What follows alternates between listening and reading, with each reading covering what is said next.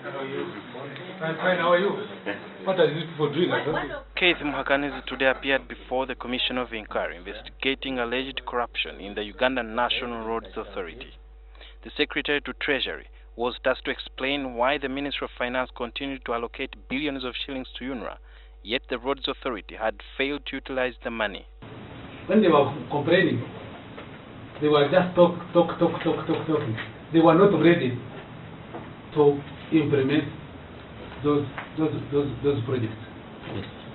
So when the money now comes to them, it shocks them. They couldn't absorb it because they had not done studies. He was also asked to explain the contract variations which arose as a new appendix in an ongoing contract, like the Ruwero-Kafu Road. They would come and say, we have added addendum. There was a sharp corner which we had not seen at the beginning. A good worst example, and you can get it in writing, we can give it to you, which we will complain, even went to the president, even to the ADB president, was Chisoro Road. Chisoro Road was, I think the overrun supplementary budget was more than 100%. I don't know whether there is any provision where a Ministry of Finance is contacted before that the contracts are signed and government is committed to the financial should go beyond 15% of the original contract. How were they putting it past finance? You know, because you plan for a financial year period, you know the contract is going to be for 36 months. But 5 years later, the contractor is still on the ground, they've changed the design and scope. Something which was never coming to finance per se, actually, for explicit approval. The Commission also discovered that billions of shillings were spent in compensation for delayed payments to contractors, and yet the payments should have never delayed in the first place, since they were catered for in the budget.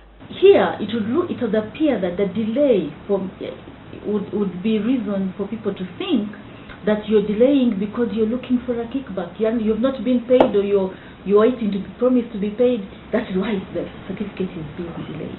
We don't see that problem. Since Aaron came on. In fact, what is now the problem, I think, is me. I am not giving her enough money. I think government has overcommitted itself beyond the capacity of the budget. In cases where there was no money to pay contractors, Muhakanizi blamed it on supplementary budgets and pressure from politicians he did not name. For example, when Pope was coming, what do? I have heard, do you embarrass the country by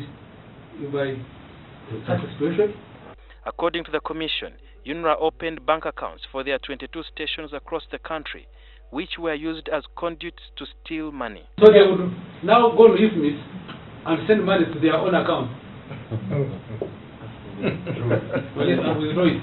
Also appearing before the Commission was the chief government fellow accused of approving payment of 18 billion shillings as land compensation for excellent assorted manufacturers on Entebbe Express Highway.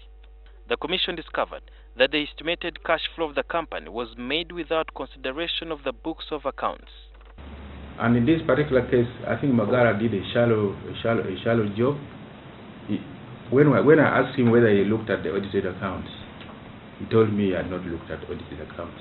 The level of seniority of Magara in that office is duty bound to professionally give a fair opinion. Another issue that came out strong was the fact that after UNRA would gazette certain land for a road project, meaning that no any other development was supposed to take place on the very land, some officials from UNRA and the landowners would collude before submitting fictitious claims after constructing on the gazetted land. In Gilbert's submission, he argued that some of the mistakes were made by his juniors. He delegated to do the work due to other commitments he had outside the country. He said that for the last 7 years, the ministry has not had a principal government valuer. Sudil Biarhanga, NTV.